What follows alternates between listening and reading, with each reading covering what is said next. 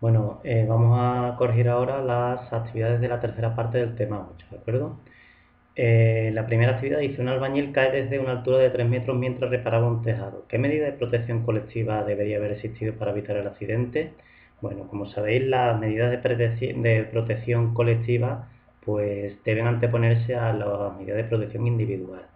En este caso, pues la medida de protección colectiva que debía haber existido pues sería una red de seguridad.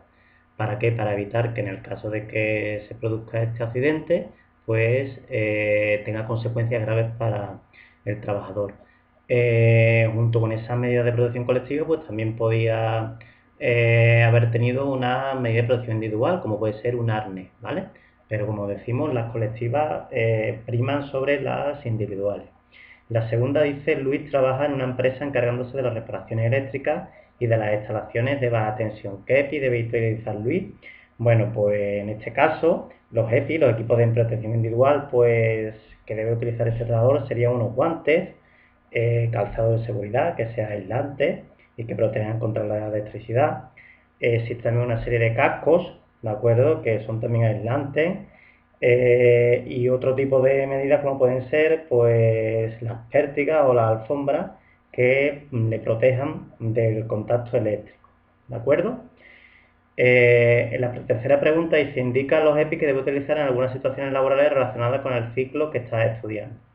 Bueno, en vuestro caso, pues en el montaje y desmontaje de equipos informáticos, pues trabajáis con componentes que están sometidos a tensión eléctrica, se manejan superficies cortantes, herramientas que son puntiagudas, con lo que existe riesgo de sufrir un accidente. ¿Qué EPI podemos utilizar? Bueno, por lo que hemos visto anteriormente: guantes para aislar de la corriente eléctrica, evitar cortes, utilizar herramientas aislantes, ¿de acuerdo? Para que no transmitan la corriente. Fundamentalmente, todo lo que lleve derivado la posible descarga eléctrica. Por ejemplo, las botas o zapatos de seguridad. La 4 dice: tras visualizar los vídeos de la Cruz Roja, contesta razonadamente las siguientes preguntas sobre primeros auxilios. A ver, la A dice: supongamos que nos encontramos con una persona que queda en el suelo inconsciente.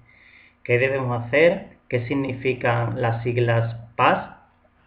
Bueno, en esta pregunta lo que estudiamos es el soporte vital básico, ¿de acuerdo?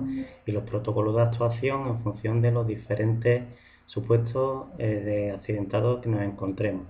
Aquí sí nos pregunta que nos encontramos con una persona caída en el suelo y está inconsciente, ¿de acuerdo? Bueno, en caso de que nos encontremos en esta situación, lo primero será tratar de abrir las vías respiratorias, ¿vale? Para eso existe una maniobra que se llama maniobra frente-mentón, que es para liberar y abrir la vía aérea. Una vez que hagamos esta maniobra, comprobamos si respira. ¿Cómo se comprueba si respira? Pues con la maniobra de ver, oír y sentir.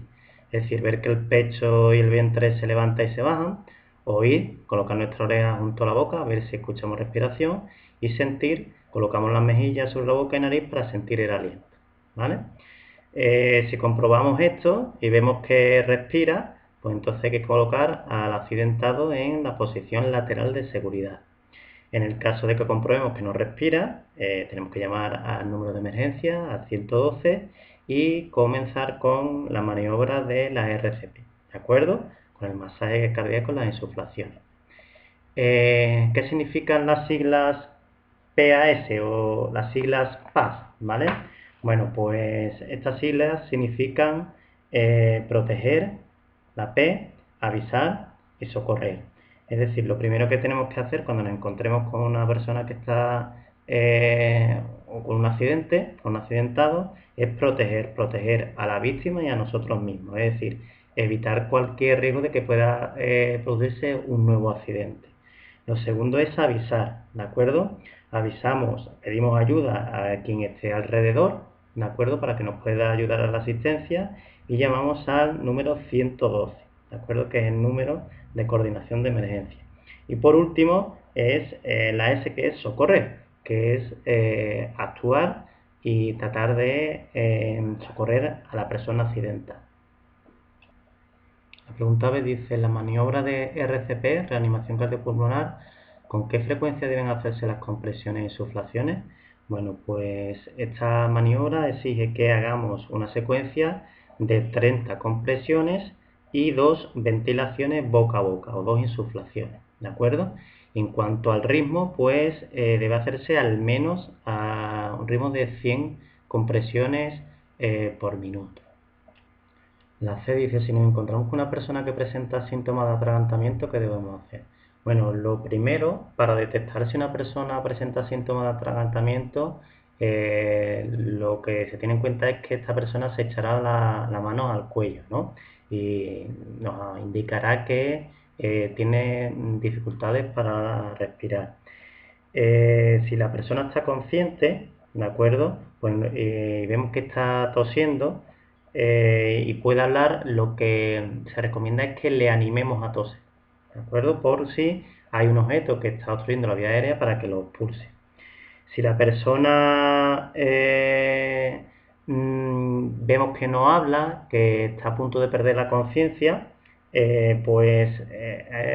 iniciaremos la actuación, que consistirá en nos ponemos por detrás de esta persona y le damos 5 palmadas en la espalda, entre las escápulas, ¿de acuerdo? Un poco inclinado hacia adelante, con la intención de que expulse el objeto extraño. Si el objeto no sale, pues comenzamos con la maniobra de Heimlich. Si tras realizar esta maniobra vemos que no recupera la conciencia, pues entonces iniciaríamos la RCP. Recordar que si la persona todavía respira, está consciente, lo que solemos hacer es dar golpecitos en la espalda para tratar que se le corte esta tos. Eso es lo que no se recomienda. ¿Por qué?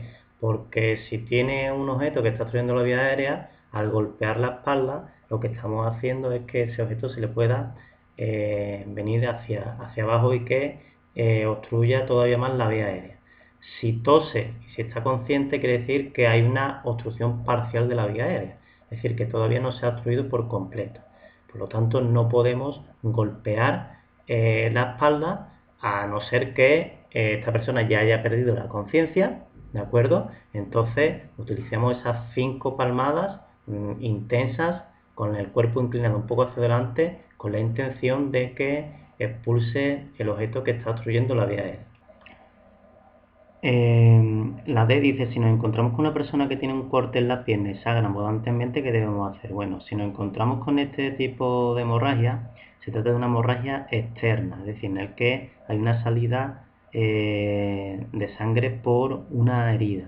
En este caso, lo que se recomienda es comprimir directamente la herida para tratar de taponarla, ¿vale? Utilizando para ello pues una gasa, un pañuelo, algún trozo de ropa, pero que esté limpia y como mínimo durante 10 minutos, ¿vale?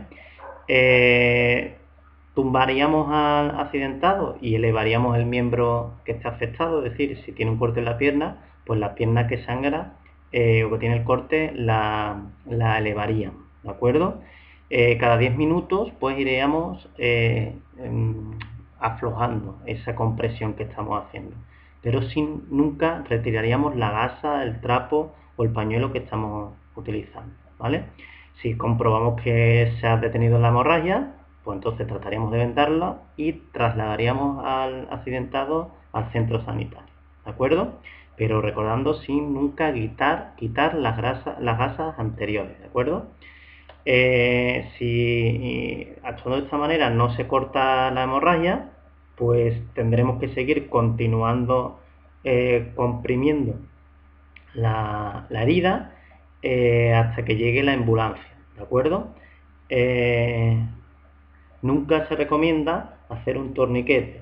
El torniquete es una medida extrema, la última medida, ya que puede producir pues daños para la salud, como la amputación o la pérdida de un miembro. Recordad que cuando hay hemorragia también es recomendable abrigar a la víctima, porque puede sufrir a causa de la pérdida de sangre una bajada de la temperatura corporal, y en la medida de posible por la utilización de guantes, ¿de acuerdo?